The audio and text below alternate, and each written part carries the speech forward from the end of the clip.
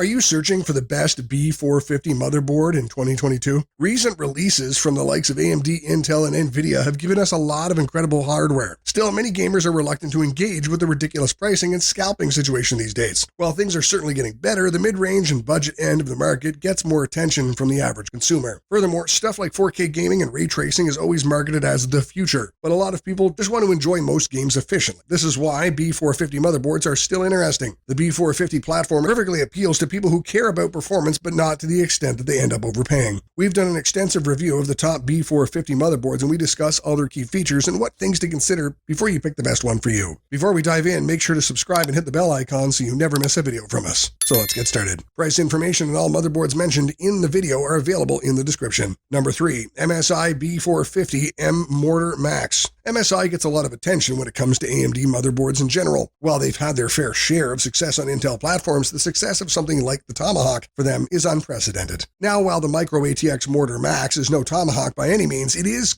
quite a good consideration for people who need a compact motherboard. While most MATX boards often come with their downsides, MSI made sure to alleviate some of the common problems here. MSI makes several different versions of the board. This includes the B450M Mortar, Mortar Max, and Mortar Titanium. The Titanium is the best looking one out of them all, but the Mortar Max is the most well-rounded. There's a Wi-Fi version of this board out there too. There's a lot of competition in the world of Micro ATX B450 boards. The Gigabyte B450 Aorus M and ASRock B450M Pro 4 come to mind, and the ASRock B450 Steel Legend we talk about below is also a good pick. While the Steel Legend has a better design, the value of the B450 Mortar Max is hard to argue with. Now, this compact motherboard is not going to be a great fit for higher-end processors such as the 3900X. Pairing this with something like a 5900X would be even more ridiculous, but that's not what this motherboard is aiming at in the first place. This is a cheap and reliable MATX motherboard that's going to perform well years down the line. Pair it with something like a Ryzen 5 3600 or even a 5600X, and you'll have a reliable gaming setup for years down the line. Moving on, the design here might not be as special as something like the Asus Strix motherboard, but it looks decent all things considered. It has a more understated look, but the giant rear panel cover and RGB zone on the right give it an interesting look. The RGB lighting is controllable via MSI Mystic Light software. Furthermore, the board does feature 2 RGB headers, so you should be set in terms of lighting for your build. MSI claims that this board has support for 128 gigabytes of RAM, which is quite astounding for a cheap MATX motherboard. The VRM configuration is quite reliable too, and the memory clock holds up well. All in all, this board is great for people looking for a fully featured Micro ATX motherboard. Number 2, Asus ROG Strix B450E Gaming. When we're talking about the best B450 motherboards, or any motherboard in general,